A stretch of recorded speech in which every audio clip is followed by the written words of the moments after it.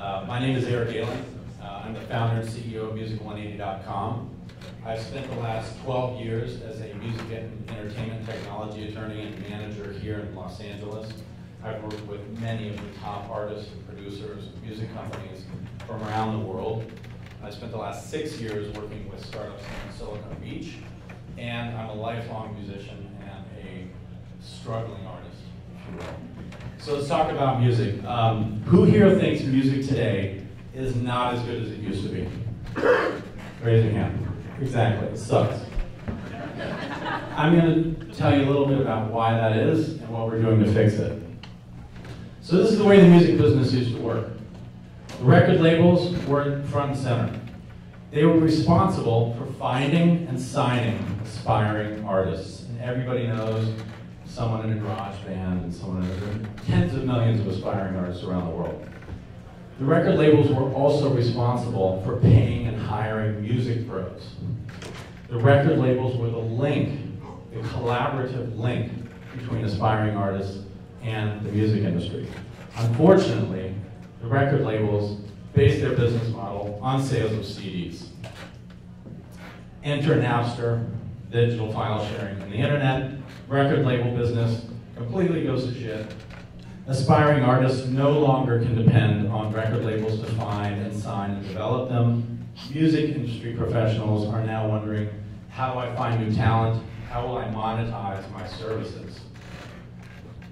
As a result, millions of aspiring artists around the world, like these, who gather every month to try out for American Idol and X Factor and other shows like that, who are so passionate and are so willing to spend their time and their money pursuing their dreams, are left without direct access to music industry pros. And the music industry professionals are left wondering again, how do I find the talent within these pools and how do I make more money? More importantly, none of the existing social networks or other platforms on the internet like Facebook and distribution, none of them address the key pain point, which is that great music depends on artist development, and that depends on catalyzing relationships and collaboration between artists and music industry professionals. Enter Music180. We built and launched the world's first and premier artist development online network. Artists around the world can log on to Music180 to connect directly with music industry professionals, to collaborate with top professionals, and ideally, to get discovered. The good news, hundreds of the world's best producers, songwriters, publishers, managers, and other music industry professionals already use Music180 to offer their services directly to those throngs of aspiring artists that I showed you earlier. And they're already using this platform to find great new talent to invest in. And all of this is being done outside the traditional label system. So how do we make money? Everybody says music companies can't make money. Wrong.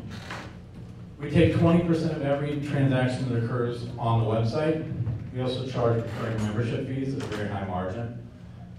We also charge commission. So we are much like an incubator for the new music industry.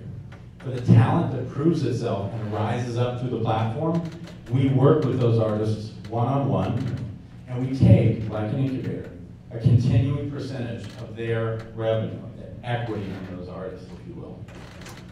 We're also going to be pursuing additional revenue streams, advertising, pass-through sales, things like that in the future. We market primarily through co-marketing partnerships with companies like Indiegogo, Pledge Music, Berkeley, Guitar Center. We also hold events and webinars like the New Music Business Meetup here in Los Angeles, and obviously SEO, blogs, articles. In 5 years, just with the Music180 platform, we project at least $50 million in annual revenue with approximately 1 million artists. And very importantly, we built the Music180 platform to be easily ported over to other verticals that share the same dynamic and share the same pain points, like the fashion industry and the TV and film industry.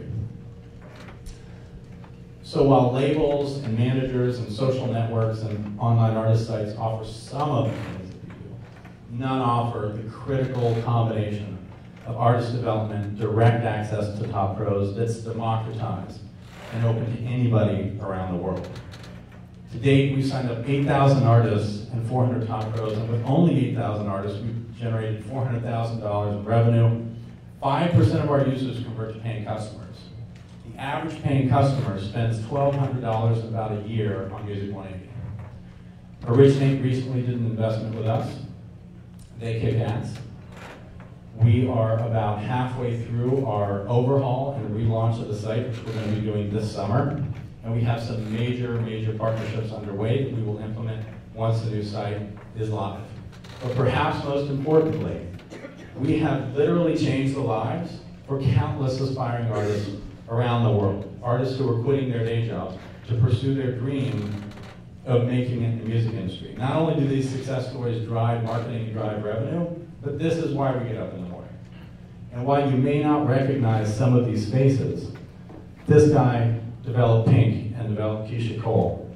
This guy hosts Swedish Idol and wrote hits for Katy Perry, Britney Spears, and many others. And many of the other faces there are the cream of the crop of the music business. And none of these collaborations were previously possible unless the artist was signed to a major record label. So we're looking for up to $2 million in preferred stock. We're going to be using that for sales, marketing, key hires, product development, and, as I mentioned earlier, to move into future verticals when the time is right. As you can tell, I'm very passionate about the new music business. I would love to talk to any of you that are interested in the new music business. I'll be here for the rest of the duration. Thank you for your time.